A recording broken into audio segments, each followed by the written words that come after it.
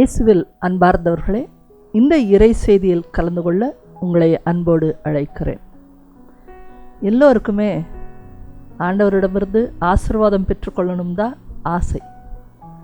ஆண்டவருடைய சட்டங்களையும் நியமங்களையும் அவர் என்ன சொல்கிறாரு அப்படிங்கிறத நம்ம தெரிந்து கொண்டால்தான், அதன்படி நடந்தால்தான் ஆசீர்வாதம் உண்டு.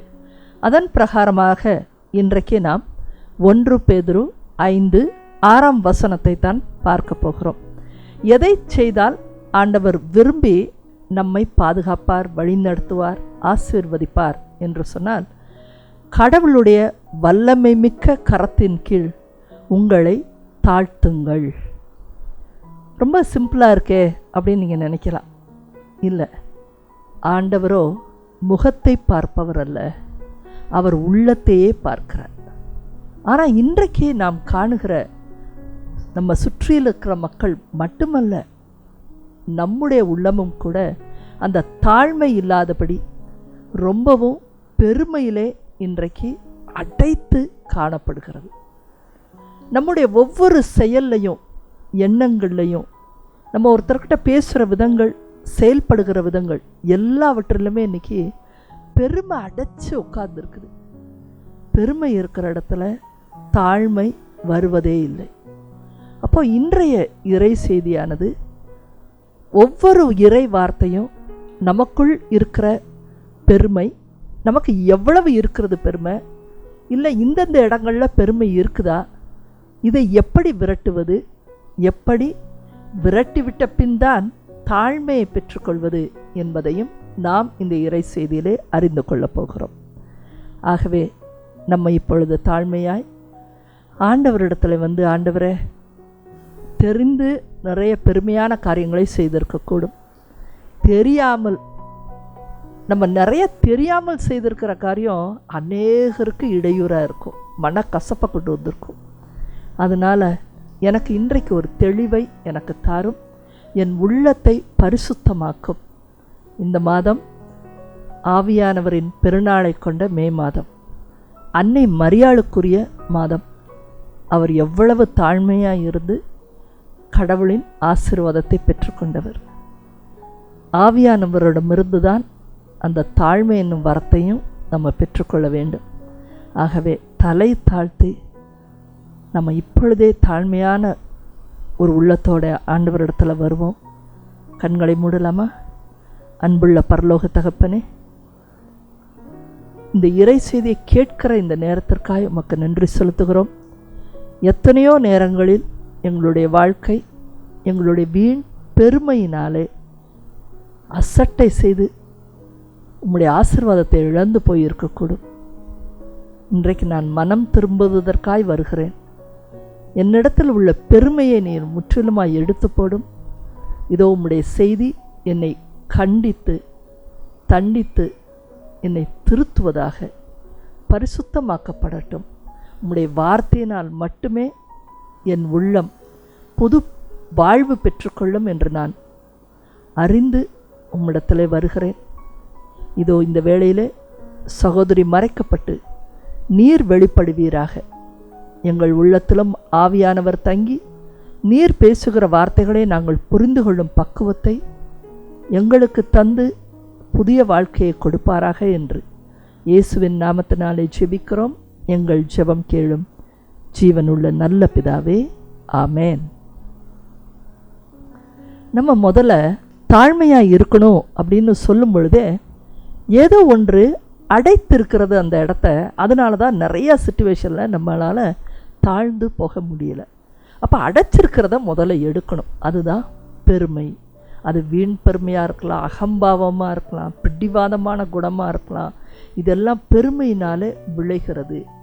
பெருமைங்கிறது pride, that is the biggest sin அப்படின்னு சொல்லப்படுகிறது.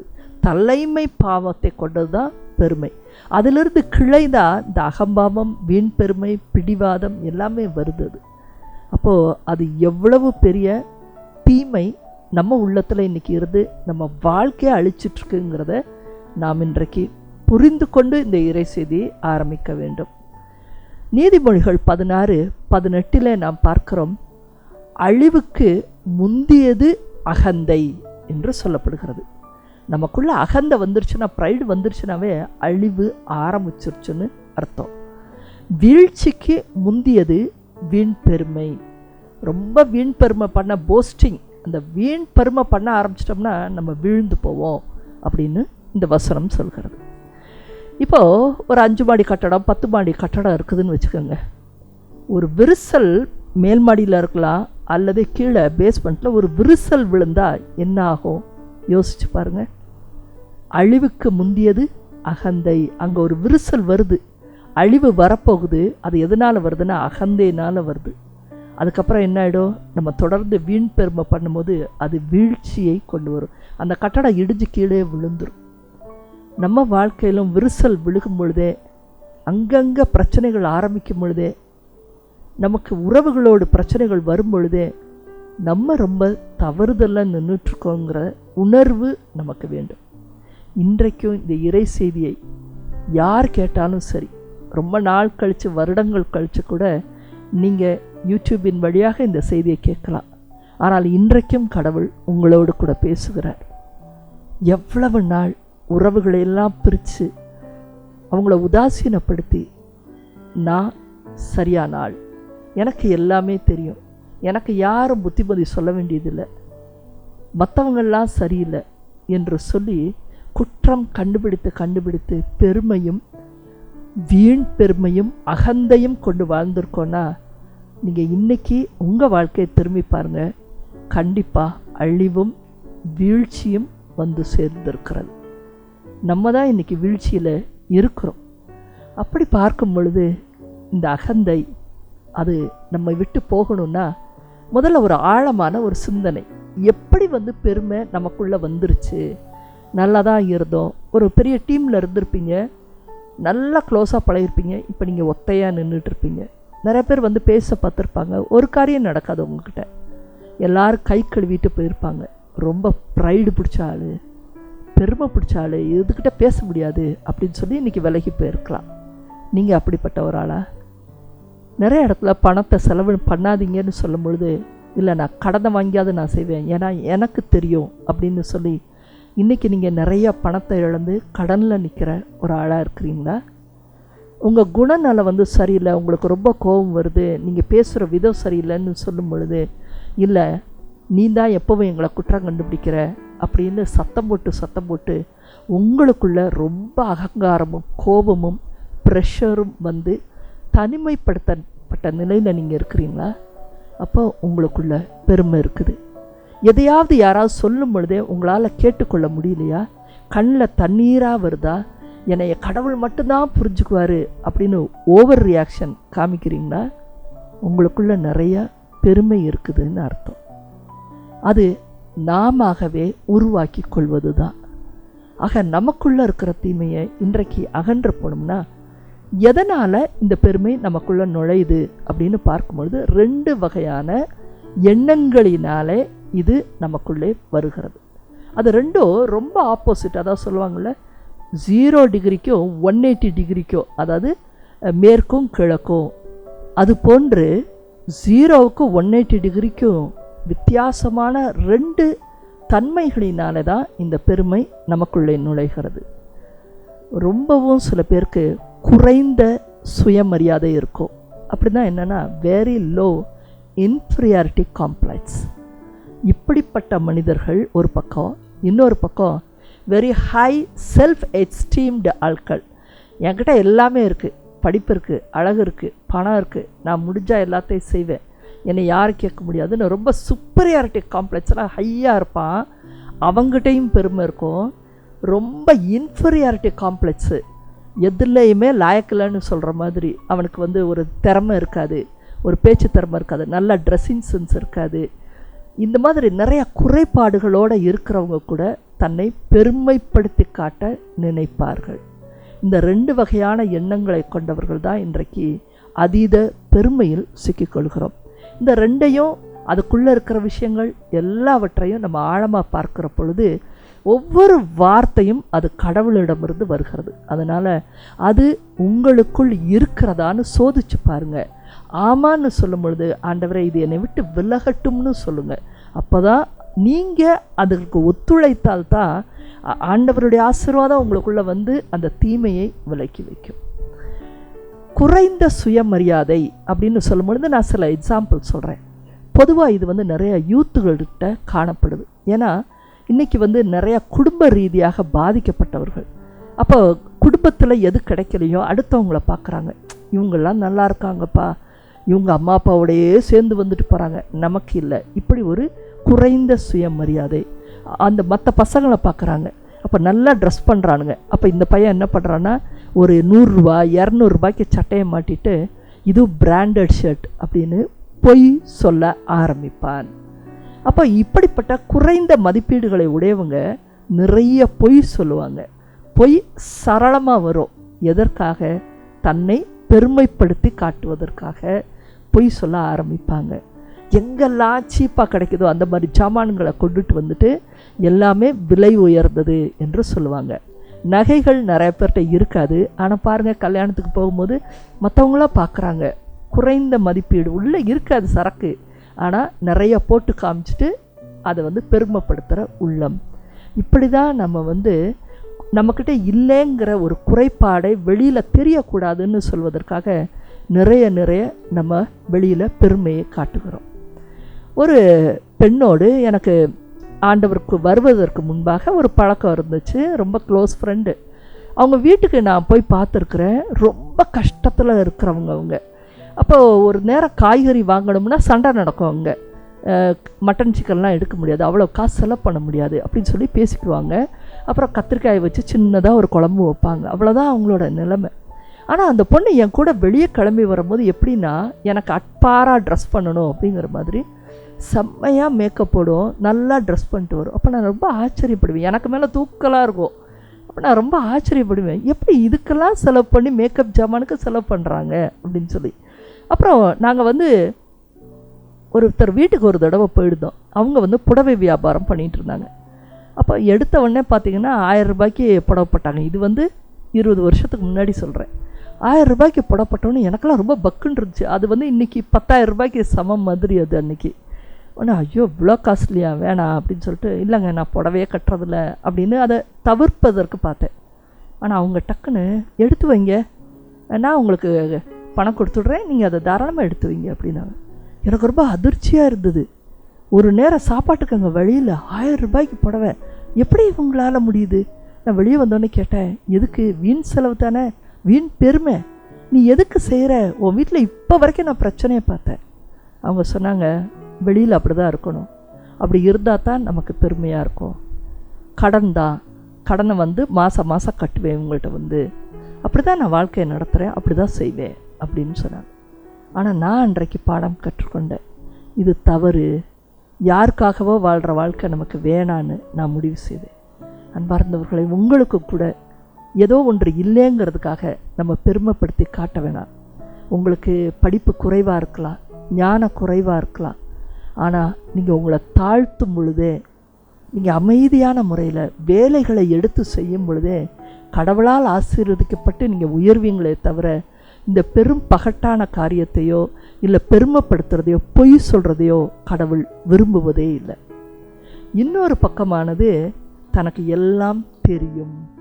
இது எப்போ வரும் அப்படின்னு சொன்னீங்கன்னா, ஒரு இளம் வயதிலிருந்து வரலாம், நடு வயதில் வரலாம், பணம் நிறையா சம்பாதிக்கிறப்ப வரலாம். பணம் தான் முக்கிய காரணம். சில பேருக்கு அழகு, பெண்களுக்கு பிரச்சனையே வந்து அழகு. அழகாக இருக்கிறாங்கன்னா என்ன வேணாலும் செய்வாங்க. எந்த கேவலமான தொழிலாக இருக்கலாம், கேவலமான நடத்தைகள், இதில் எல்லாத்தையுமே நுழைஞ்சு பார்ப்பாங்க. ஆண்கள் பணம், கொஞ்சம் பணம் சேர்ந்துட்டா எதையுமே டேக்கிள் பண்ண தெரியாமல் இருப்பாங்க. தனக்கு ஒரு நல்ல வேலை, இதெல்லாம் வந்து எங்கேயோ ஒன்று நல்லதாக சேரும் பொழுது அதை அவர்களால் பேலன்ஸ் பண்ண முடியாது. அப்போ என்ன ஆகுதுன்னா பெருமை உள்ளே நுழைகிறது. இப்போ அப்படிப்பட்ட சுய மதிப்பு, செல்ஃப்னு சொல்கிறோம்ல, சுயம், அந்த சுயத்துக்கு ரொம்ப மதிப்பு கொடுத்துக்கிறாங்க. என்னால் எல்லாமே முடியும், நீலாம் எனக்கு வேணவே வேணாம் அப்படின்னு நடத்துகிற முறை. அதிக சுயத்துக்கு மதிப்பு கொடுக்கும்போது என்ன ஆகிடும்னா எல்லா கதவும் மூடப்படும். இது ரொம்ப டேஞ்சர். இந்த ரொம்ப இன்ஃபீரியராக ஃபீல் பண்ணுறவங்களாவது தனக்குத்தானே டேமேஜ் பண்ணிக்குவாங்க. ஆனால் இவங்க தன்னை சுற்றி இருக்கிறவங்க, சமுதாயத்திற்கு நிறைய டேமேஜ் கொடுப்பவர்கள். நீங்கள் இதிலும் இருக்கக்கூடும், இதிலும் இருக்கக்கூடும். பொய் பகட்டான காரியங்களை செஞ்சிட்ருக்கீங்களா? உங்கள் நகைகள், உங்கள் காசு, உங்கள் பொருட்கள் இது எல்லாமே கடனில் நோக்கி போயிட்டுருக்கா? வீண் பெருமையா? நிறைய பேர்கிட்ட தன்னை உயர்வாக காட்டிக்கிறது மாதிரி இருக்கிறீங்களா? நீங்கள் இழந்து போனதை இன்றைக்கு நம்ம பார்க்கலாமா? தாழ்மை இல்லாத உள்ளத்தை கடவுள் அருவருக்கிறார்.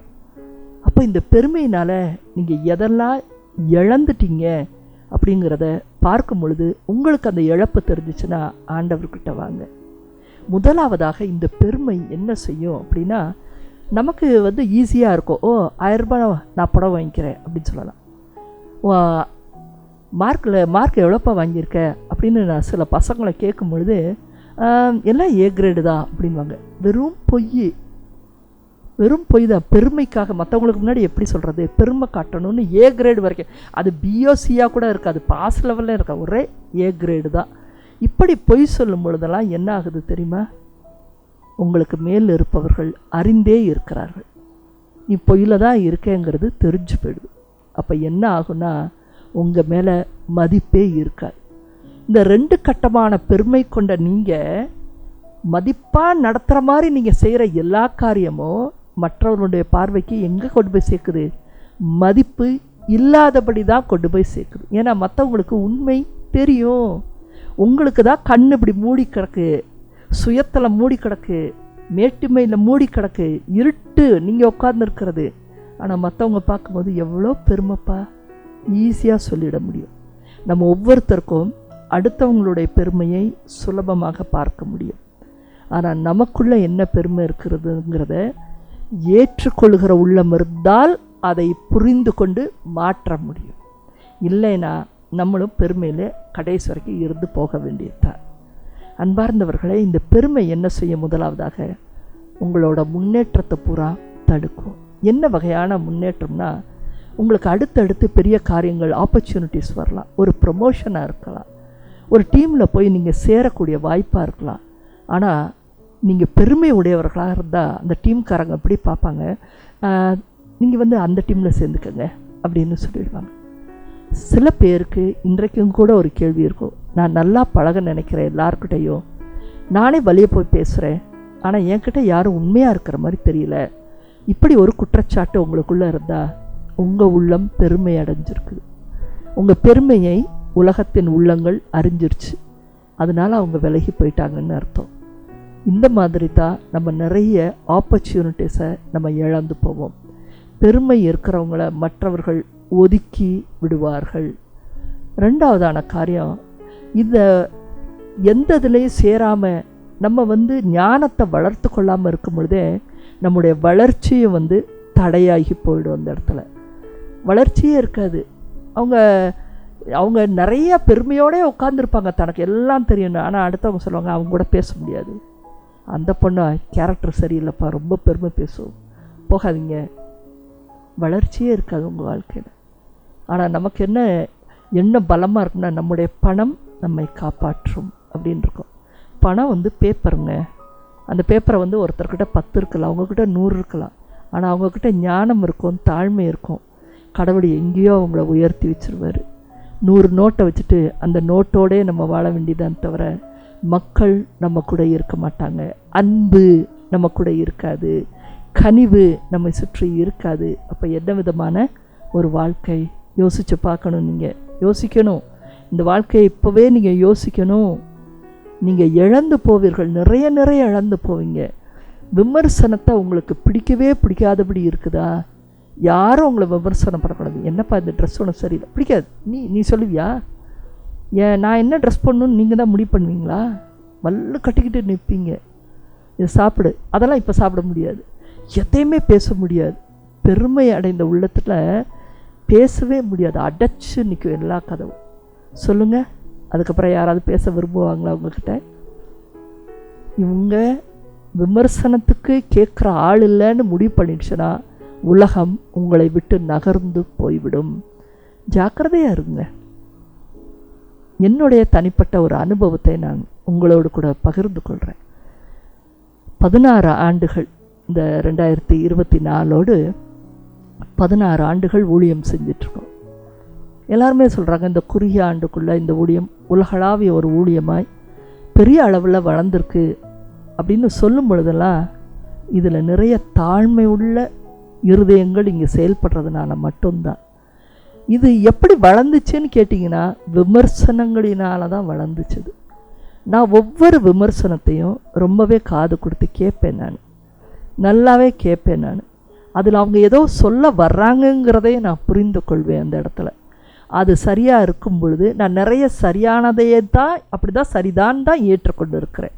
அப்படி ஏற்றுக்கொண்டதுனால தான் நான் அடுத்த தடவை மாற முடிஞ்சிருக்கு, பர்ஃபெக்ஷனுக்கு நான் போயிருக்கிறேன். அதையும் மற்றவர்களுக்கு கற்றுக் கொடுத்துருக்கிறேன். எந்த ஒரு விமர்சனத்திற்குள்ளேயும் நமக்கான அடுத்த படிக்கட்டு இருக்கவே செய்து நம்ம அதைத்தான் கவனிக்கணுமே தவிர தேங்க்யூன்னு சொல்ல கற்றுக்கொள்ளணும். விமர்சனம் நமக்கு தருபவர்களை, ஓ இது இப்படி இருக்கா, சரி அடுத்த தடவை மாற்றிக்கிறேங்க அப்படின்னு சொல்லும் பொழுது அவங்களுக்கும் சந்தோஷம் இருக்கும், அந்த உறவும் நிற்கும். ஆனால் எதுக்கு இப்படி சொல்கிறீங்க, அப்படிலாம் நான் ஒன்றும் செய்யலை அப்படின்னு நம்ம வேறு ஒரு விதமாய் பேசும் பொழுது நகர்ந்து போவார்கள். இந்த தவறும் நமக்குள்ளே வேர் பிடிச்சு முளைத்து மரமாக மாற ஆரம்பிக்கும். இன்றைக்கு மனிதர்களெல்லாம் ஏன் ஐசோலேட்டடாக இருக்கிறாங்க, தனிமையாக இருக்கிறாங்க? அப்படி கிடையாது உலக வாழ்க்கை. கடவுள் மனிதர்களை படைத்த பொழுது கூட்டமாக மனிதர்களோடு வாழும் முறையில் தான் கடவுள் படைத்தார். ஆனால் ஏன் இன்றைக்கி இவ்வளவு ஐசோலேட்டட் பீப்புள்? ஆனால் எல்லாருக்கும் அப்படியா? கிடையாது. உங்கள் கிளாஸில் கூட பாருங்கள், ஒரு பிள்ளையை சுற்றி நிறையா பிள்ளைங்கள் உட்காந்துருக்கும். ஏன்னா அவ்வளோ கலகலான்னு பேசுவாங்க, உதவி செய்வாங்க, எல்லாத்தையும் கேட்பாங்க. லிசனிங் பவர் நிறையா இருக்கிறவங்கக்கிட்ட சுற்றி எப்பவும் பீப்புள் இருந்துகிட்டே இருப்பாங்க. ஆனால் நீங்கள் கிளாஸில் தனிமையாக இருந்திருப்பீங்க.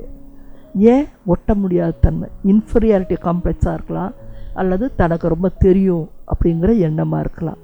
ஆனால் இது எல்லாத்தையும் விடுத்துட்டு தாழ்மையாக இருக்கிற ஒரு ஃப்ரெண்ட்லி நேச்சரோட நீங்கள் போய் உட்காந்து அந்த கூட்டத்துக்கு நடுவில் என்ன உதவி செய்ய முடியுமா அதெல்லாம் எடுத்து வச்சு செஞ்சு பாருங்கள். ஏன் அவங்க வந்தாங்கன்னா எப்படி வேலை பார்க்குறாங்க பாருங்கள், அவங்க இல்லைன்னா கஷ்டப்பா, அவங்கள எல்லாத்துக்கும் வர சொல்லு அப்படின்னு சொல்லுவாங்க. ரொம்ப சிம்பிளாக டேக்கிள் பண்ணிட்டு போயிடலாம் தாழ்மையான உள்ளம் கொண்டு இருந்தால். அதனால் விமர்சனத்துக்கு நீங்கள் தயாராகுங்க. முதல்ல நான் கேட்பேன் அப்படின்னு சொல்லுங்கள். இந்த அதீத நம்பிக்கைகள் தான் பெருமையில் கொண்டு போய் விடும் பொழுது அது என்ன செய்து உறவுகளை முறிச்சு விடும். முதல்ல இப்போ உங்ககிட்ட ஒருத்தர் விமர்சனம் சொல்ல வரும் பொழுது நம்ம மூஞ்சி கொடுக்கல, இல்லை கோபப்படுறோம், விரட்டி விடுறோம், மோசமாக அவங்கள நம்ம திட்டுறோம், இல்லை அவங்களோட பிரச்சனையை நம்ம இழுத்துட்டு பேசும் பொழுது ஒரே வார்த்தையில் முடிவு பண்ணுவாங்க, அடங்காப்படாரி. சொல்கிறோமா இல்லையா? நிறைய பேரை நம்ம அப்படி தான் சொல்கிறோம். அகம்பாவம் பிடிச்சவங்க, அவனா ராங்கி, முரட்டு பையன், அவனெல்லாம் எப்போ அடங்குவானோ, இப்படித்தான் உலகம் பேர் வைக்கிறது. அதுக்கப்புறம் என்ன ஆகிடும்னா அவங்க சொல்லாமே வெளியே போயிடுவாங்க. இது உங்கள் குடும்பங்களில் நிறையா நடந்திருக்கலாம். மாமா, சித்தப்பா, இந்த மாதிரி பெரியவங்க நான் அவங்கக்கிட்டலாம் பேச மாட்டேங்க, தராதரம் இல்லாமல் பேசுகிறாங்க, வயதுக்கு மரியாதை கொடுக்காம பேசுகிறாங்க அப்படின்னு சொல்லி விலகி இன்றைக்கும் கூட ரொம்ப தொலைவில் நிற்கலாம். அப்போ அந்த உறவை பிரித்து விட்டுருச்சு அவங்களோட பெருமை. நீங்கள் தான் அதுக்கு காரணக்கர்த்தா. உங்களோட பெருமை தான் நல்ல உறவுகள், அன்பான உறவுகள், கனிவான உறவுகள், நல்ல உள்ளத்தோடு உங்களை அணுகுகிற உறவுகளை அது பிரித்து விடும். பெருமை சாத்தானோடு வருகிறது, அது உங்களுக்கு நல்லது செய்யாது. அது மனிதர்களிடந்து கடவுளின் ஆசீர்வாதத்திலிருந்து உங்களை அது பிரித்து தான் விடும். ஜாக்கிரதையாக இருங்க. இன்றைக்கி உங்கள் உள்ளத்தை நீங்கள் பரிசோதனை செஞ்சு பாருங்கள். உறவுகள் எல்லாம் டேமேஜ் ஆகி இருக்குதா? உங்களோட பெருமையினால் உங்களை சுற்றியில் இருக்க கூட்டத்தை நீங்கள் இழந்து நிற்கிறீங்களா? உங்களுக்காக நிறைய சொல்ல வந்த நபர்கள் காயப்பட்டு நிற்கிறாங்களா? நமக்கு ஏன் இவ்வளோ பெருமை? அன்பார்ந்தவர்களை ஒன்றை சொல்ல விரும்புகிறேன். உங்ககிட்ட இருக்கிற எல்லாமே கடவுளிடமிருந்து தான் வந்துச்சு. அவர் இரக்கத்தினால கொடுத்தது, இலவசமாய் கொடுத்தது. அதை இன்னொருத்தருக்கு கொடுக்க ரொம்ப நேரமாகாது இல்லையா? நம்ம பெற்றுக்கொண்ட அருளின்படி, அதன் கிரேஸப்படி நம்ம வாழ கற்றுக்கொள்ள வேண்டும், அதை தக்க வைக்க கற்றுக்கொள்ள வேண்டும். அப்போது நம்ம ஓவர் இந்த மாதிரி பொய் சொன்னாலும் சரி, அகம்பாவம் நடந்தாலும் சரி, ரொம்ப தனிமைப்பட்டு ஆனாலும் சரி, நிறைய உறவுகளை பிரிஞ்சாலும் சரி, நமக்கு என்ன ஆகும்? ஸ்ட்ரெஸ் ஆகிடும். சின்ன சின்ன விஷயம் கூட நம்மளால் செய்ய முடியாது. புரிந்து கொள்கிற தன்மை இருக்காது. பிபி எகுரும், மொத்தத்துக்கு ஸ்ட்ரெஸ் ஆகிடுவோம் அந்த இடத்துல. மற்றவர்கள் சொல்ல வரும்பொழுது, மற்றவர்களுடைய பிரச்சனைகளை சொல்ல வந்தால் கூட இந்த பெருமை வளர்ந்து வேர் விட்டுருச்சுன்னா, ஒருத்தவங்க எங்கள் அம்மாவுக்கு ரொம்ப சுகம் இல்லை அப்படின்னு சொல்லுவாங்க. இன்னொருத்தர் சொல்லுவாங்க, எனக்கு பேப்பர்லாம் அரியர் விழுந்துருச்சு, நான் இங்கே என்ன பண்ண போகிறேன்னு தெரில எதிர்காலத்தில் அப்படி சொல்லுவாங்க. இன்னொருத்தர் சொல்லுவாங்க, எனக்கு ரொம்ப உடம்பு சரியில்லாமல் இருக்குது அப்படி சொல்லுவாங்க. உங்கள்கிட்ட எந்த ரியாக்ஷனுமே இருக்காது. மறத்து போனவர்களாக இருப்பீங்க. எத்தனை பேர் அப்படி இருக்கிறீங்க இன்றைக்கு? உங்கள் குடும்பத்தில் கணவன் மனைவி கிட்ட கூட அப்படி இருக்கும். ரொம்ப முடியலைங்க, ரொம்ப நாளாக முடியலைங்கன்னு சொல்லுவாங்க. இன்னொருத்தர் அப்படியே டிவி பார்த்துட்டே உட்காந்துருப்பாங்க. மறத்து போயிடுச்சு, உன் பிரச்சனை உனக்கு, எனக்கு என்ன. அப்படி அடுத்தவர்களுடைய பிரச்சனைகளை உணர்ந்து கொள்ள முடியாத மலட்டுத்தன்மை, ஒரு மரத்துத்தன்மை நமக்குள்ளே இந்த பெருமை கொண்டு வந்து சேர்க்கும்.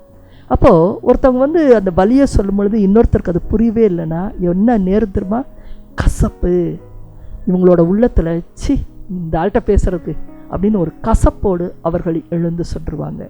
அவங்க நல்லவங்களாக இருந்தால் அவங்களுக்குன்னு ஒரு கூட்டம் கண்டிப்பாக இருக்கும். நாம் இன்றைக்கு எப்படி இருக்கிறோம் அன்பார்ந்தவர்களே?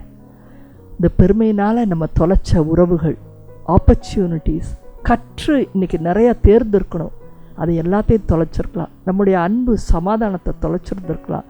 ஆனால் பிசாசு உங்களுக்கு என்ன தெரியுமா சொல்லி கொடுத்துருக்கோம்? தனிமையாக நான் நல்லா இருக்கிறேன் அப்படின்னு சொல்லி கொடுத்துருக்கேன். இல்லை, என்னுடைய வாழ்க்கையில் நான் ரெண்டையுமே பார்த்துருக்குறேன். கடவுளுக்கு முன் ரொம்பவும் நான் தனிமையை அனுபவித்த நாட்கள் உண்டு. எனக்கும் வீட்டில் இருக்கிறவங்களுக்கும் ஒரு காமனான பேசுகிறதுக்கு எதுவுமே இல்லாத மாதிரி ஒரு காலகட்டம் இருந்துச்சு. ரொம்ப தனிமையை நான் உணர்ந்தேன். ஆனால் ஆண்டவருக்குள்ளே வந்த பிறகு என்னை சுற்றிலும் எப்பொழுதும் நல்ல உள்ளங்களை கொண்ட மக்களையும் நான் பெற்றுக்கொண்டேன். அதனால தான் இன்றைக்கி ஊழியங்களுக்குள்ளே ப்ரேயர் குரூப்புகள்லாம் மக்கள் சேர ஆசைப்படுறாங்க. ஒரு கூட்டம் இருக்குது, ஒரு பாசிட்டிவாக பேசுகிறாங்க, கடவுளுடைய ஆசீர்வாதத்தை நம்ம பெற்றுக்கொள்ளலாம் அப்படின்னு புரிச்சவங்க இதுக்குள்ளே இன்றைக்கி அதிகமாக வர காரணமும் கூட வெளியில் இருக்கிற அந்த நிம்மதியற்ற தன்மையை தொலைச்சிட்டதுனால தான் இன்றைக்கி தேடி வருகிறாங்க. நீங்கள் எப்படி இருக்கிறீங்க? இன்றைக்கி நீங்களும் ஆண்டவருடைய கூடாரத்திற்குள் வர ஆசைப்படுங்க. உங்களுக்கு கொடுத்த அருள், அந்த கிரேஸை நீங்கள் விரயம் பண்ணியிருந்தீங்கன்னா இன்றைக்கி நீங்கள் மனஸ்தாபப்படணும். ஆண்டவர் எவ்வளவோ எனக்கு செஞ்சார், ஆனால் என் பெருமையினால் நான் விழுந்து போனேன் அப்படின்னு உங்களுக்கு புரியணும். இந்த பெருமையை குறித்து நம்ம விவிலியத்தில் ஒரு ஆழமான பகுதியை நாம் பார்க்கவிருக்கிறோம். 2 குறிப்பேடு 26ஆம் அதிகாரம். இந்த 26ஆம் அதிகாரம் முழுக்க உசியா என்கிற ஒரு யூத அரசனை பற்றி சொல்லப்படுகிறது. எப்படி ஒரு ஆரம்பத்தில் சாதாரணமாக உள்ளே வந்தால் கடவுளுடைய ஆசீர்வாதம் எவ்வளவாய் இருந்துச்சு, அவனுக்கு நிறைய பெற்றுக்கொள்ள எவ்வளவு பெருமை அவன் அடைந்தான். அவனுடைய அழிவு, அதன் பின் வருகிற வீழ்ச்சி எப்படி சேர்ந்தது என்று சொல்லி இந்த அதிகாரம் மிக தெளிவாய் நமக்கு விளக்கம் அளிக்கிறது. Praise the Lord. அந்த அதிகாரத்தை வாசித்து பாருங்க. அப்போது உசியா என்கிற மன்னர் 16 வயது இருக்கும் பொழுதே அந்த அரசவைக்கு அழைக்கப்படுகிறார். அவங்க அப்பா இறந்துடுறாரு, அதனால் அவர் பொறுப்பெடுத்துக் கொள்கிறார். 16 வயசில் வரும்பொழுது பாருங்கள், அதுதான் அந்த குடும்ப பரம்பரைன்னு சொல்கிறது. அவங்க அப்பா, அவங்களோட மூதாதையர்கள் நம்முடைய ஆண்டவரே அவர்கள் தொழுந்து கொண்டார்கள், நேர்மையானவற்றையே கடைபிடித்தார்கள். அதனால் உசியாவும் கூட இறை அச்சத்திலே அவர் வாழ்ந்தார். கடவுளையே அவர் எல்லாவற்றிலும் தேடினார். அப்போ கடவுள் எவ்வளவு உயர்வு கொடுத்தார் என்று பார்த்தால், அன்றைய காலகட்டத்தில் பெரிய எதிரிகள் என்று சொல்லப்படுகிறவங்க பெலிஸ்தியர் தான். அவங்கள யாருமே தோற்கடிக்க முடியாதபடி இருந்தாங்க. ஆனால் உசியா கடவுளுடைய அருளை பெற்றதுனால பெலிஸ்தியரை வெகு இலகுவாக அவன் தோற்கடித்தான். பக்கத்தில் இருக்கிற ஊர்களான யாப்னே, அஸ்தோது ஆகியவற்றின் மதில்களை எல்லாம் தகர்த்தெறிந்தான். அந்த மதில்கள்லாம் அவ்வளோ பெருசு, ஆனால் அவ்வளவு சுலபமாக அவன் தகர்த்தெறிந்தான். அதன் பின் அரேபியரையும் அவன் வெல்லும்படி கடவுள் அவனோடு கூட இருந்தார். ஆமேன். நம்ம விவிலியத்தில் பார்க்குறோம், பெலிஸ்தியருக்கு அடுத்தபடியாக மிகப்பெரிய எதிரிகளாக கடவுளுடைய மக்களுக்கு இருந்தவங்க அமோனியர். அது வரைக்கும் அவங்களையெல்லாம் யாரும் வெல்ல முடியாதபடி இருந்தபோது உசியாவிற்கு கடவுளுடைய அருள் கிடைத்தது. அதனால் அம்மோனியரையும் உசியா வென்றெடுத்தார். அவங்களுடைய எல்லையெல்லாம் தாண்டி அவருடைய புகழ் பரவ ஆரம்பித்தது. அப்போ அவர் எவ்வளவு காரியங்கள் செஞ்சிருக்காருன்னா, ஆண்டவருடைய ஆசீர்வாதத்தை பெற்று பாலை நிலத்தில் கொத்தளங்கள்னா பெரிய பெரிய கட்டடங்கள் போல வெறும் பாலைவனத்தில் அதை எல்லாத்தையும் அவர் உருவாக்குகிறார். ஏன்னா அரேபியர், பெலிஸ்தியர், அம்மோனியர் எல்லாத்தையும் அவர் கையாள பார்க்கிறார். அப்போ அந்த இடத்துல பெரிய பெரிய கொத்தளங்களை அவர் நிறுவுகிறார். கிணறுகளை எல்லாம் வெட்டுகிறார். சமவெளிகளிலே நிறைய காரியங்களை அவர் செய்கிறார். அப்புறம் விவசாயத்தை அவர் செய்கிறார், வேளாண்மையை. அப்படின்னா எல்லாவற்றையும் அவர் தொடவும் அது பலன் அளிக்கவும் அவர் அருள் பெற்றிருந்தார். ஆமேன். கடவுள் அவரோடு கூட இருந்தார். அப்போது இவ்வளோத்தையும் கட்டி காக்கணும்னா ஒரு பெரிய போர்த்திறன் அவருக்கு இருக்கணும் இல்லையா? அதனால் மிகப்பெரிய போர்த்திறன் அவருக்கு இருந்தது. ரொம்ப ஆச்சரியப்பாருங்க, எத்தனை ஆண்டு காலத்துக்கு முன்பாக நடந்த ஒரு சம்பவம். அப்போது அவர்கிட்ட இருந்த படை வீரர்களுடைய எண்ணிக்கை 3,07,500 வீரர்கள். 3,00,000 மக்கள் போர் வீரர்களாக, பெரும் படை, தகுதியான படை, எந்த நேரத்திலையும் எந்த விதமான போரையும் வெல்லக்கூடிய ஒரு பெரிய படையை அவர் வச்சிருந்தாரா. எவ்வளவு ஞானத்தை கடவுள் கொடுத்துறாருந்தால் போர்களில் ஏவுகணைகளை அந்த காலத்தில் இயக்குற அளவுக்கு அவரிடத்துல அந்த போர் திறன் இருந்தது. வியத்தகு முறையில், வசனம் சொல்லுது, வியத்தகு முறையில் கடவுளிடமிருந்து அவர் உதவி பெற்று கொண்டார் என்று சொல்லுகிறார். ஆமென். உங்களுக்கும் கூட கடவுள் இப்போ இதை போன்று வியத்தக முறையில் நிறைய காரியங்களை கடவுள் உங்களுக்கு உதவியாக செய்திருக்கக்கூடும். ஆனால் இன்னைக்கு இந்த நிமிஷம் இந்த செய்தியை கேட்குறப்ப மன நிறைவோடு இருக்கிறீங்களா? எங்கேயோ பதட்டமாக இருக்கா? எங்கேயோ நம்ம தொலைஞ்சு போனவங்களா நிற்கிறோமா? எங்கேயோ உறவுகளில் விரிசல் கொடுத்துருக்கோமா? அப்போ நம்ம எங்கேயோ இழந்துட்டோங்கிறதான அர்த்தம். உசியா என்கிற மன்னன் எல்லாவற்றையும் பெற்றுக்கொண்டான், வளர்ந்தான். அடுத்த பகுதிக்கு பெரிய டைட்டில் விவிலியத்தில் கொடுக்கப்படுகிறது, உசியாவின் ஆணவமும் அவனுடைய வீழ்ச்சியும் என்று சொல்லுகிறது. எல்லாம் கிடைக்கும் பொழுது தனக்கு நிகர் யாருமே இல்லைன்னு நினச்சிக்கிறோம். தனக்கு மேலே ஒருத்தரும் கிடையாதுன்னு நினைக்கிறோம். தனக்கு மட்டும்தான் எல்லாம் தெரியும்னு ஆலோசனைகளை தவிர்த்துக்கிறோம், விமர்சனங்களை தவிர்க்க பார்க்குறோம். அப்போ என்னாகுது? விரிசல் விழ ஆரம்பிக்கும், அழிவு வர ஆரம்பிக்கும். உசியா என்ன செய்தானா, வலிமை மிக்கவன் ஆன பொழுது, பார்த்தீங்களா, பெருமை நம்ம வளரும் போது இல்லை, ஒன்றும் இல்லாத போது பெருமை வர்றது கூட இல்லை. அதுதான் அந்த லோ இன்ஃபீரியாரிட்டி காம்ப்ளெக்ஸில் வெறும் பொய்யாக தான் நடக்கும், வாழ்க்கை முறையில் தவறாக இருக்கும். ஆனால் நிறைய கிடைக்கிற பொழுது, வலிமை மிக்கவன் ஆகும் பொழுது தான் அழிவு நேரிடும். அந்த இடத்துல அழிவரும் அளவிற்கு அவன் ஆணவம் கொண்டான் என்று இறை வார்த்தை சொல்லுகிறது. அந்த அளவுக்கு ஆணவம் கொண்டான். என்ன பண்ணானா, திருக்கோயிலுக்கு சென்று, நீலாம் என்னத்தை பீடத்தில் நிற்கிறது, ஒதுங்கு அப்படி சொல்லி தானே தூபம் காட்டுவேன் என்று சொல்லி திருக்கோயிலுக்குள் செல்கிறான். அப்போது அங்கே இருக்கிற குருக்கள் எல்லாரும் அவன் பின்னாக ஓடுகிறார்கள். அரசனாச்சே, அதனால் அவனை தடுத்து நிறுத்தி அவர்கள் சொல்கிறார்கள், ஓ உசியா, ஆண்டவருக்கு தூபம் காட்டுவது உம்முடைய பணி அன்று. தூபம் காட்டுவதற்கென்று திருநிலைப்படுத்தப்பட்டவர்களும் ஆரோனின் புதல்வருமான குருக்களுக்கே உரிய பணி அது. அதனால் திருத்தலத்தை விட்டு வெளியே வாரும். நீர் செய்வது தவறு. நீர் கடவுளாகிய ஆண்டவரால் மேன்மை பெறமாட்டீர். இது ஆண்டவருக்கு கோபத்தை கொண்டு வரும். மேன்மை பெறமாட்டீர், அந்த இடத்துக்கு நீங்கள் போகக்கூடாது. ஆண்டவர் திருப்பொழிவு செய்தவங்க தான் அந்த இடத்துல நிற்கணும், பெருமையினால் போகாதீங்கன்னு கதறுகிறார்கள் அங்கிருந்த குருக்கள். ஆனால் உசியாவோ சினமுற்றான். சினம் அவனுக்கு வந்தது, கோபம் வந்தது. நம்மளோட ரியாக்ஷன் பெருமையினால் வருகிறதெல்லாம் அரகன்ஸ், மிகுந்த கோபம். சில பேர் ரொம்ப பிடிவாதம் பிடிச்சவங்களாக இருப்பாங்க, நான் பார்த்துருக்குறேன். சில பேர் என்ன சொன்னாலும் மாறவே மாட்டாங்க. சில விஷயங்களுக்கு நேரங்களுக்கு அப்படியே உட்காந்துருப்பாங்க, பிடிவாதம். அவங்கெல்லாம் அழிவை நோக்கி தான் கடைசியில் போயிருக்கிறாங்க. உங்களுக்கு பிடிவாதம் இருக்கிறதா? அரகன்ஸ் வருகிறதா? இன்றைக்கு ஆண்டவர் இடத்துல வாங்க. உசியாவின் ஆணவம் என்ன பண்ணுச்சு?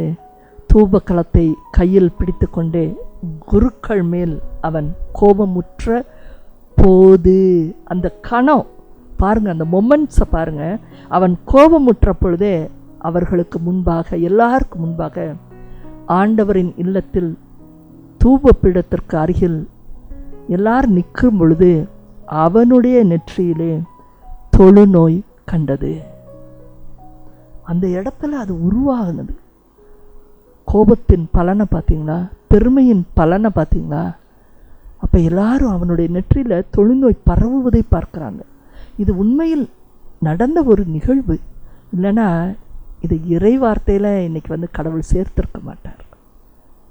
இறை வார்த்தை, கடவுளுடைய வார்த்தை. அது இந்த இருமாப்பு எல்லாருக்கும் முன்பாக கடவுளுடைய கோபத்தை வெளிப்படுத்தியது. அப்போது மற்றவங்க எல்லாரும் சொல்லும் பொழுது அவன் உற்று பார்க்கிற பொழுது அவனுக்கு தொழுநோய் வந்திருப்பதை கண்டு அவன் வெளியேறினான்.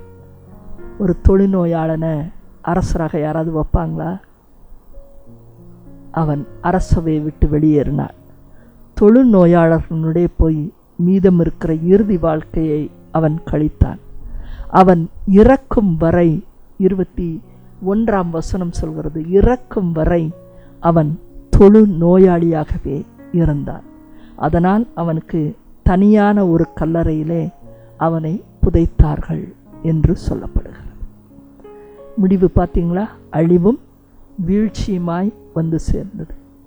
அன்பார்ந்தவர்களே, நம்முடைய பெருமை இன்னைக்கு நமக்கும் கூட நிறைய தொழுநோயத்தான் இன்றைக்கு உள்ளத்தில் கொண்டு வந்திருக்குது. நோயோடு இன்றைக்கி நம்ம இருக்கிறோம். அதனால் ஆண்டவர்கிட்ட இன்றைக்கி வருவோம். எத்தனையோ பேர் என்கிட்ட அன்பாக பேச வந்திருப்பாங்க, ஆனால் அன்பு திருப்பி கொடுக்க முடியல. எத்தனையோ பேர் உங்கள்கிட்ட அணுகி பேச வந்திருப்பாங்க, எனக்கு நேரமே இல்லை, நான் பெரிய ஆள் அப்படின்னு நம்ம சொல்லியிருக்கிறோம். எத்தனையோ பேர் நம்ம கூட உட்காந்து ஒரு சம்பாஷணை பண்ணணும், ஒரு உறவை வளர்த்துக்கொள்ளணும் அப்படின்னு நினச்சி வந்திருப்பாங்க. நம்ம யாரையும் மதித்தது கிடையாது. நல்ல காரியங்களை, சொந்த பந்தங்கள் நம்மக்கிட்ட கொண்டு வந்திருக்கலாம் யாராவது. அவங்களுக்கு நீங்கள் ஃபோன் கால் பண்ணியே ரொம்ப வருஷமாக இருக்கலாம். இந்த பெருமைகள் எங்கே கொண்டு போய் விடப்போகுது? யோசிச்சு பாருங்கள். நம்மை மட்டுமே என்றைக்குமே சென்டர் பண்ணக்கூடாது. நான் எப்போவுமே நான் நீங்கள் மட்டும்தான் இருப்பீங்க, யாருமே இருக்க மாட்டாங்க. உசியா வளர்ந்தான், ஒரு கட்டத்தில் நான் என்று நினைத்தான். யாருக்கு அவன் வந்து ரொம்ப மதிப்பு கொடுத்துருப்பான் தன்னுடைய வாழ்க்கைன்னு சொன்னால் குருக்களுக்கு தான் கொடுத்துருப்பார். ஏன்னா இறை அச்சத்திலே அவன் இருந்தான். அப்போ யாருக்கு கொடுத்தானோ அவங்கள அவன் விளக்கும் பொழுது மிகுதியான மதிப்பு கொண்டவங்கள அவங்க இடத்துல கை வச்ச ஆண்டவர் இறங்கி வந்தார் பாருங்க அந்த நேரத்தில். அதனால் என்றைக்குமே வந்து கொடுக்குற உள்ளம், மற்றவர்களோடு பழகுகிற உள்ளம், மற்றவர்களுக்காக வாழுகிற உள்ளத்தை நீங்கள் தயவு செஞ்சு ஏற்படுத்துங்க. கிறிஸ்தவர்களிடத்துல கடவுள் அதைத்தான் எதிர்பார்க்கிறார், பெருமையை அல்ல. அதே சமயம் நம்முடைய தவறுகளினால் காயப்பட்டவங்க நிறைய பேர் இருப்பாங்க. மன்னிப்பு கேட்க தவறாதீங்க. முதல்ல உங்களுக்கு உணர்வுள்ள இருதயத்தோடு போய் நான் செஞ்சது தவறு, எனக்கு எவ்வளோ பெருமை இருந்திருக்கு, அந்த உணர்வோடு போய் மன்னிப்பு கேட்டாதான் அந்த வகையான தீமை உங்கள் உள்ளத்துலேருந்து வெளியேறும். நம்மக்கிட்ட இருக்கிற பெருமையினால் நம்ம அடுத்தவங்களை வந்து ஜட்ஜ்மெண்ட் பண்ணுறோம். இவங்களே படிக்காதவங்க, இவங்க என்ன நம்மக்கிட்ட வந்து சொல்கிறது இப்படின்னு நினைப்போம். இவங்களே ட்ரெஸ் பண்ணுற விதமே சரியில்லை, இவங்கெல்லாம் நம்மக்கிட்ட வந்து பேசுகிறாங்களா அப்படின்னு வரும்.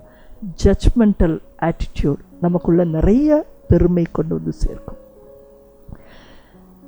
நான் ஊழியத்தில் வந்த பிறகு நிறைய மக்களை நம்ம வந்து சர்ச்சில் பார்க்குறோம். அப்படியே க்யூவில் வந்து நிற்பாங்க, நிறைய அவர்களுடைய பிரச்சனைகளை சொல்லுவாங்க. ரொம்ப ஏழை எளிய ஜனமாக இருக்கலாம், பணக்காரர்களும் வந்து நிற்பாங்க.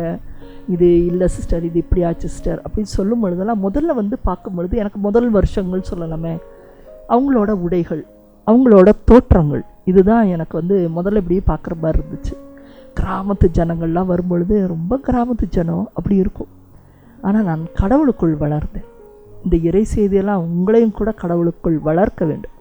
நான் வளர வளர ஒவ்வொரு நபரையும் நான் இப்படி திரும்ப பார்க்க ஆரம்பித்தேன், இவர்களுக்கும் ஒரு நலமான திட்டம் கடவுளால் வைக்கப்பட்டிருக்கிறது. ஆமென். ஏழை எளியவங்களுக்கும் கடவுள் அன்பு கூறுகிறார். தோற்றத்தில் மோசமாக, நீங்கள் பார்வையில் அப்படி மோசம்னு சொல்லலாம். அந்த கலரை பார்த்து நீங்கள் வந்து அருவருப்படையலாம், அவங்களோட உருவத்தை பார்த்து அருவருப்படையலாம். ஆனால் கடவுள் அவர்களை நேசிக்கிறார். கடவுள் அவர்களோடு கூட இருக்கிறார். கடவுள் எல்லார் கூடயும் இருக்கிறார். முதல்ல நான் அதைத்தான் நாளாக புரிந்து கொண்டேன். இதே தான் ஏசாயா 43:4 நமக்கெல்லாம் அடிக்கடி தெரிந்திருக்கிற வார்த்தை தான். என் பார்வையில் நீ விலையேற பெற்றவன். கடவுள் ஒவ்வொருத்தரையும் பார்த்து சொல்கிறாரு, என் பார்வையில் நீ விலையேற பெற்றவன். இப்போ நீங்கள் நினச்சி பாருங்கள், நீங்கள் காயப்படுத்தினவங்க எல்லாரும் ரொம்ப விலையேற பெற்றவர்கள், மதிப்பு மிக்கவர்கள். கடவுள் அவர்கள் மேல் அன்பு கூறுகிறார். நாம் அப்போ அன்பு செய்ய வேணாமா? இந்த அன்பு செய்ய முடியாதபடி இந்த பெருமையில் வாழ்ந்து நம்ம மடிவோம் என்று சொன்னால் நரகம்தான் நமக்கு காத்திருக்கிறது. இந்த பெருமையினால் நம்ம இழந்தது நிறைய இருக்கிறது. ஆகவே நம்ம அடுத்தவங்களை பார்த்து என்றைக்குமே ஜட்ஜ்மெண்ட் பண்ணாதீங்க.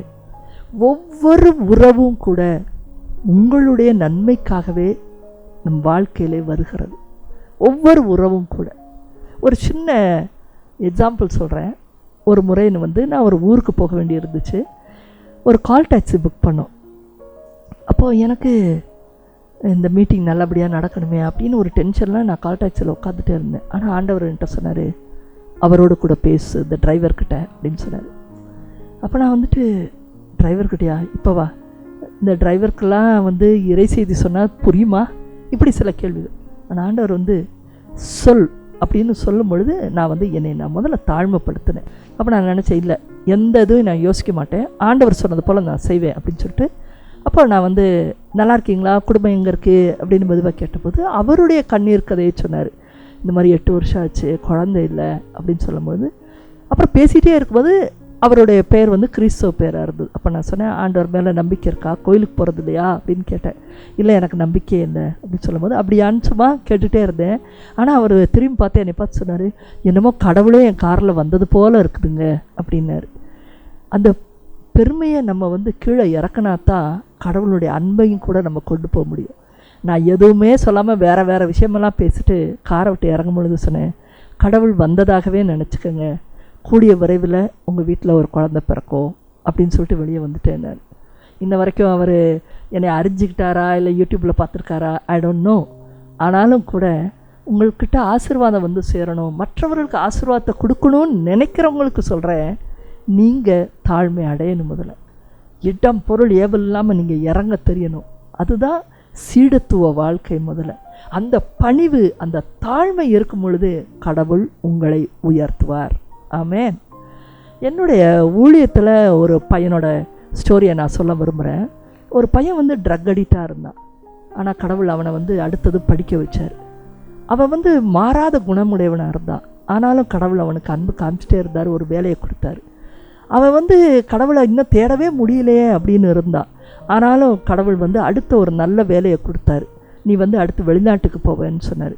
அவன் ஒவ்வொரு தடவையும் நான் ஒன்றுமே செய்யலை, நான் மோசமான பழக்கத்தை உடையவனாக இருக்கிறேன், ஆனால் கடவுள் எதுக்கு இவ்வளவு அன்பு காமிக்கிறான்னு எனக்கு தெரியலைன்னு சொல்லுவான். ஆனால் வெளியிலேருந்து பக்கத்தில் இருந்தோ இல்லை பார்க்குற எனக்கு நன்றாக ஒன்று புரிந்தது, அவன் அவ்வளவு தாழ்மையில் அவன் இருப்பான். எப்படிப்பட்ட தாழ்மை? நம்ம எல்லாருக்கும் ஒரு பாடம் நான் சொல்கிறேன். ஒரு இடத்துக்கு போகிறோம், அவன் அந்த தூசியாக இருந்தால், யார் வீடாக இருந்தாலும் சரி, எந்த இடமா இருந்தாலும் சரி, விளக்கு மாற்ற எடுத்து கூட்டுவோம். உடனே நம்ம செய்வோமா? இன்றைக்கி இறை பணியாளர்கள்னு சொல்கிற நிறைய பேர் இருக்கிறாங்க. பைபிளை கரைச்சி குடித்தவங்க நிறைய பேர் ஒரு பக்கம் இருக்காங்க, ஜபக்காரவங்க நிறைய பேர் இருக்காங்க. ஆனால் நீங்கள் போகிற வீடுகளில் கெஸ்ட்டாக போய் ஒரு நேரம் சாப்பிட்டா பரவாயில்ல, ஆனால் 2 நாளைக்கு மேலே தங்கணும்னா முழுசாக வேலை செய்கிறோமா? அவங்க சொல்லியிருந்தா நான் செஞ்சுருப்பேன். அப்போ எவ்வளோ பெருமை நமக்குள்ளே இருக்குது. நம்ம அவங்களோட கஷ்டத்தை நம்ம உணரவே இல்லை, நம்ம உதவி செய்யவே போல, எந்த ஒரு துரும்பையும் நகத்தில் நம்ம. இது எல்லாமே பெருமையின் அடையாளம். அவன் எந்த இடத்துக்கு போனாலும் விளக்கமாகத்தை எடுத்து அவன் கூட்டுவாங்க. எனக்கு தெரியும் அவனோட தாழ்மையினால தான் கடவுள் அவ்வளவு அன்பு காண்பிக்கிறார். ஒரு முறை நான் ஒரு இடத்துக்கு அவனோட தான் போயிருந்தேன். நான் செருப்பை வெளியில் கழட்டிட்டு நான் உள்ளே போயிட்டேன். நான் திரும்பி பார்க்குறேன், அவன் ஐயோ இது யாராவது எடுத்துருவாங்களோ, இல்லை கால் மிதிப்படுமோ அப்படின்னு அவன் நினச்சிருக்கா. அந்த செருப்பை எடுத்து பத்திரமா ஒரு இடத்துல ஓரமாக வச்சான். ஒரு சிறிய செயல் என் கண்களில் பட்டுது. அப்போ நான் நினச்சேன், இதனால் தான் கடவுள் அவனோடு கூட இருந்து உயர்த்த பார்க்கிறார் என்று நினச்சேன். இன்றைக்கி அந்த பையன் லண்டனில் பெரிய சம்பளத்தில் அவன் இருக்கிறான். எதுவுமே உலகத்தில் இல்லையேன்னு அவன் நினச்சான். ஆனால் தாழ்மையை அவன் வைத்திருந்தான். நீங்கள் மனிதர்கள்கிட்ட தாழ்மையாக பழகுங்க. ஆள் பார்த்து செயல்படாதீங்க, பணம் பார்த்து செயல்படாதீங்க. நீங்கள் முதல்ல வேலை செய்ய கற்றுக்கொள்ளுங்க. இருக்கிற இடத்துல உதவி செய்ய எழுந்துவாங்க. அதான் சர்விங் டு காட். அதை விட்டுட்டு நம்ம பைபிளை மனப்பாடம் பண்ணுறதுல இருக்கிறது எதுவுமே கிடையாது. அதுவும் கூட ஒரு வகையான போஸ்டிங் தான். அதைத்தான் என்ன சொல்கிறாங்க, ஸ்பிரிச்சுவல் ப்ரைடு என்று சொல்லுகிறாங்க. அதாவது கடவுள்கிட்ட இருக்கோங்கிற பெருமிதம். கடவுள் உலகத்தில் அவதரித்த பொழுது கூட பரிசேயர்கள் அப்படித்தான் இருந்தாங்க. குற்றம் கண்டுபிடிக்கிறதுல இருந்தாங்க. ஏன்னா குணம் அங்கே இல்லை, தாழ்மை இல்லை. அதனால் மெசையா வந்திருக்கிறத அந்த உலகம் கண்டுபிடிக்கவில்லை. பெருமை அடைந்து அந்த யூத மக்கள் இருந்தாங்க, மெசையாவை தவற விட்டார்கள். அன்பார்ந்தவர்களே, நீங்களும் கிறிஸ்தவர்களாக இருக்கலாம், ஃபாலோயிங் த கிரைஸ்டாக இருக்கலாம், பேப்டிசம் எல்லாம் வாங்கியிருக்கலாம், ஹோலி கம்யூனியன் வாங்கியிருக்கலாம், தினமும் திருப்பலிக்கு செல்வேன்னு சொல்லலாம், பைபிளை வாசிக்கலாம், நிறைய நேரம் நான் ஜெபம் செய்கிறேன்னு நீங்கள் பெருமை எடுத்துக்கொள்ளலாம். தாழ்மை இருக்கிறதா உங்களிடத்துல? ஆண்டவர் அதைத்தான் கேட்கிறார். உனக்கு கொடுக்குற ஒவ்வொரு உறவையும் நீ பத்திரமாக வைத்துக்கொள் என்று ஆண்டவர் இன்றைக்கு உங்களுக்கு கட்டளை கொடுக்கிறார். நீங்கள் உயரும் பொழுதெல்லாம் மற்றவர்கள் மீது கரிசனமாயிருங்கள் என்று ஆண்டவர் உங்களுக்கு சொல்லுகிறார். நீங்கள் ஒவ்வொரு உயர்வு வரும் பொழுதும் அதற்கு நிறைய நன்றி செலுத்துங்கள் என்று ஆண்டவர் உங்களுக்கு கட்டளை கொடுக்கிறார். நீங்கள் உயரும் பொழுது நீங்கள் ஒரு உதாரணமாய், தாழ்மையில் உதாரணமாய் நீங்கள் திகழ வேண்டும் என்றுதான் ஆண்டவர் உங்களுக்கு கட்டளை கொடுக்கிறார். மற்றவர்கள் ஒரு காரியத்தை செய்வதற்கு முன்பாக நீங்கள் எந்திரிச்சு அந்த காரியத்தை செய்யுங்க. பணிவிடை செய்யவே வந்தேன்னு ஆண்டவரே நமக்கு சொன்னார். பணிவிடை செய்யவே வந்தேன், பணிவிடை ஏற்கலன்னு இயேசு ஆண்டவரே நம்மக்கிட்ட சொன்னாராம். கடவுளே அப்படி சொன்னாராம். எந்த இடத்துக்கு போனாலும் தரையில் உட்காருங்க, பேசாமல் முதல்ல தாழ்மை அடைஞ்சிக்கோங்க. எதுனாலும் எடுத்து சாப்பிடுங்க, எதுனாலும் அப்ரிஷியேட் பண்ணுங்க. எந்த ஒரு உறவுக்குள்ளேயும் சீக்கிரமாக மிக்ஸ் ஆகுங்க. எந்த ஒரு உறவையும் அவங்களுக்குள்ளே இருக்கிற நல்ல தன்மைகளை எடுத்துக்கொள்ளுங்க. இதெல்லாம் தான் தாழ்மையாக இருப்பது. ஒவ்வொரு உறவும் உங்களுக்கு நன்மை செய்வதற்காக வருகிறது. தாழ்மை உள்ளவர்கள் நிறைய உறவுகளை பெற்றுக்கொள்வார்கள். சோதனைக்கு உட்படாமல் உங்கள் உள்ளத்தை நீங்கள் காத்துக்கொள்ளுங்க. இதயமே அதிக வஞ்சனை மிக்கது என்று பார்த்திருக்கிறோம். எல்லா தீமையும் அதிலேருந்து உருவாகிறது. உலகத்திடமிருந்து தீமை தான் நமக்கு வரும். அதனால் உங்களை தற்காத்து கொள்ளுங்கள். மிக அழகான ஒரு இறை வசனத்தோடு நாம் இதை நிறைவு செய்ய போகிறோம். 1 யோவான் 2:16. 1 யோவான் 2:16. உலகத்தின் மீதும் அதில் உள்ளவையின் மீதும் அன்பு செலுத்தாதிருங்கள். உலகம் பார்க்கறது போல் ஆட்களை ஜட்ஜ்மெண்டெல்லாம் பார்க்காதீங்க. படிப்பு குறைவாக இருக்கிறவங்ககிட்ட அன்பு நிறைவாக இருக்கும். ஞானம் குறைவாக இருக்கிறவங்ககிட்ட கீழ்ப்படிதல் சிறப்பாக இருக்கும். ஏதோ ஒன்றை ஆண்டவருக்கு பலி செலுத்தி தான் அவர்கள் உயர்வடைகிறார்கள். யாரையும் ஜட்ஜ்மெண்டெல்லாம் பார்க்காதீங்க. உலகத்தை போல நீங்கள் நடந்து கொள்ளாதீர்கள். செல்வ செருக்கு ஆகியவை, செருக்கு அந்த ப்ரௌட், அந்த ப்ரைடு, அகம்பாவம், வீண் பெருமை. செல்வம் இருக்கிறதுனால ஒரு பெரிய வீடு வாங்கிட்டா அவ்வளோதான், எல்லாருக்கும் இங்கெல்லாம் இப்போல்லாம் பிளாக் ஆகுது. தம் பெரிய ஆள் இல்லை. உன் வீட்டில் ஆட்கள் இருக்காங்களா? உன் உள்ளத்தில் நிம்மதி இருக்குதா? உன்னை சுற்றிலும் அந்த நல்ல உறவுகள் இன்றைக்கு உன் கூட இருக்குதா? இதுதான் இன்றைக்கி கடவுள் உங்ககிட்டே கேட்குற கேள்வியாக இருக்கிறது. உங்ககிட்ட அதை தான் கேள்வி கேட்குறார். அப்படின்னா இல்லைன்னு உங்கள்கிட்ட அது பதில் வந்துச்சுன்னா நீங்கள் ரொம்பவும் வீழ்ச்சிக்கு போய்கொண்டு இருக்கிறீங்க. செல்வ செருக்கு ஆகியவை தந்தையிடமிருந்து வருவது அல்ல, அவை உலகத்திலிருந்தே வருவது. உலகத்திலிருந்து வருது. ஆனால் இந்த பெருமையெல்லாம் உலகம் ஒரு நாள் மறைந்து போகும். அந்த தீய நாட்டங்களும் மறைந்து போகும். எல்லாமே ஒரு நாள் மறைஞ்சு போயிடும். அப்போ நீங்கள் என்ன செய்ய போகிறீங்க? இழந்து போய் நிற்க போகிறீங்களா? ஏனென்றால் கடவுளின் திருவுளத்தை தாழ்மையாக இருப்பவனே நிறைவேற்றுவார், நிலைத்திருப்பார் என்று ஆண்டவருடைய திருவார்த்தை நமக்கு இன்றைக்கு அருளப்படுகிறது. ஆகவே அன்பார்ந்தவர்களே, யாரையும் குறைவாக மதிப்பிடாதீர்கள். மற்றவர்கள் பேச வரும் பொழுது நிறைய கேளுங்கள். என்ன சொல்ல வராங்கன்னு கேளுங்க. உடனடியாக டிஃபெண்ட் பண்ணி பேசவே பேசாதீங்க. அதில் இருக்கிற உண்மையை உணர்வுக்கு கொண்டு வாருங்க. சில பேருக்கு மெச்சூரிட்டி லெவல் இல்லாமல் இருக்கலாம். எப்படி பேசுகிறோன்னு தெரியாமல் நிறைய உறவுகளை இன்றைக்கி நம்ம இழந்து போகிறோம். அப்போ நமக்கு ஒரு மெச்சூரிட்டி வேணும்னா லிசன் பண்ணுறதோட கேட்கும் பொழுது பதில் கொடுக்காதிருங்கள். அமைதி அடைங்க, உங்களை தாழ்மைப்படுத்துங்க. அப்போது கேட்கிறதில் நல்லதை நீங்கள் எடுத்துக்கொள்வீர்கள். தாழ்மை இல்லைன்னா கேட்பதிலிருந்து நச்சு திரும்பவும் கிளம்ப ஆரம்பிக்கும். நச்சு வளராதபடி பார்த்து கொள்ளுங்கள். உங்கள் உள்ளத்திலே அன்பு பெருகுவதாக.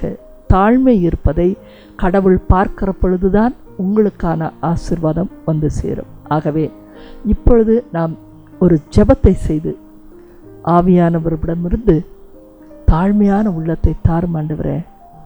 நான் நிறைய என்னுடைய பெருமையினால் இழந்து போனேன். ஆனால் எனக்கு தாழ்மையின் உள்ளத்தை கொடுத்து நான் பணிவிடை செய்யவே வந்திருக்கிறேன். பணிவிடை ஏற்கலை. எல்லாரும் எனக்கு ராஜ மரியாதை மாலை போட்டு வரவேற்கிற வாழ்க்கைக்கு நான் வரல. மற்றவர்களுக்கு உதவுகிற வாழ்க்கை, மற்றவர்களுக்கு அன்பை கொடுக்குற வார்த்தை. ஒருத்தரை நேசிக்கிறதுனால ஒன்றும் கிடைக்க போகிறதில்ல நமக்கு. உலகத்தில் இன்றைக்கி அப்படித்தான். லவ் அப்படின்னா ஒரு ஆளை நேசிக்கிறாங்க. பெற்றோர் தன் பிள்ளையை மட்டும் நேசிக்கிறாங்க. அதுவும் கூட ஒரு பெருமை தான். எல்லாருடைய பிள்ளைகளும் உங்களுடைய பிள்ளைகளை. எல்லா மனிதர்களுக்கும் கடவுள் நேர்த்தியான நலமான திட்டத்தை வைத்திருக்கிறார்.